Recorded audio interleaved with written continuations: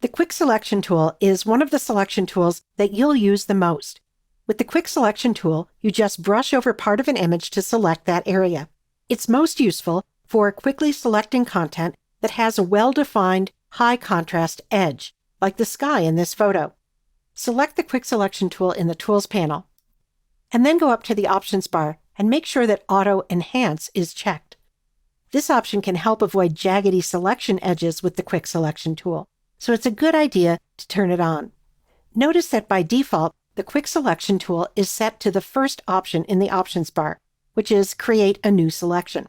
And there's also an Add to Selection option and a Subtract from Selection option that we'll be exploring as we work.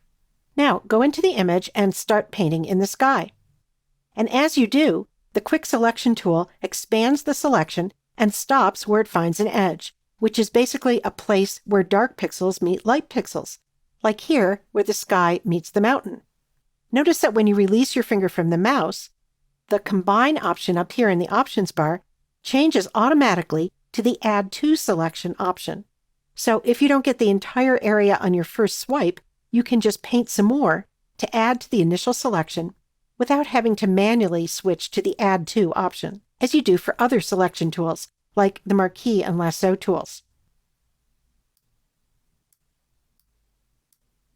Now, sometimes the tool will paint over more than you want.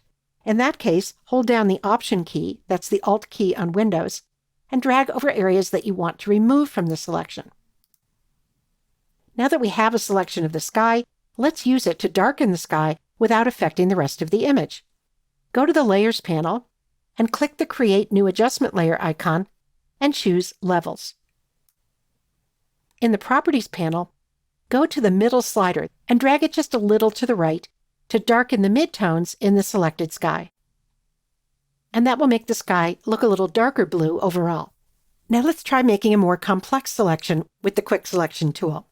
I'm going to select the background layer, go up to the Options bar, and set this to its initial Create New Selection option, and then I'll click and drag over this cliff on the right. That's selected a little more than I would like, so I'm going to clean up the edge of the selection by holding down the Option key on the Mac or the Alt key on Windows, which changes my brush to the Subtract from Selection option. And then I'll click and drag over the areas that I don't want to include in this selection.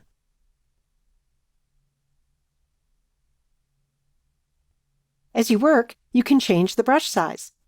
I want to make my brush smaller, so I'll press the left bracket key on my keyboard a few times. That's the key just to the right of the P key.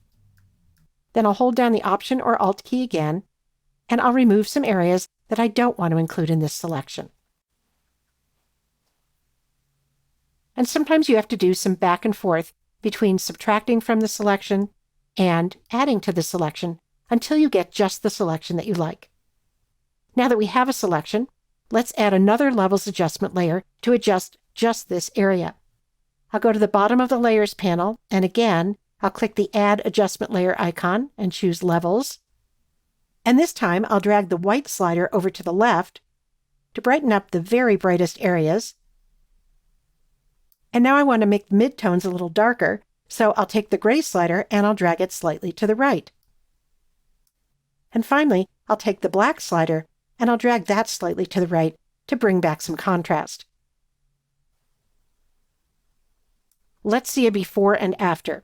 I'll go down to the Layers panel, and I'll hold the Option key, that's the Alt key on Windows, as I click the eye icon to the left of the background layer. And that shows us just the background layer, the original photo, without the changes we just made. I'll Option or Alt click that eye icon again to show you the after version with the targeted adjustments that we were able to make so quickly with the Quick Selection tool.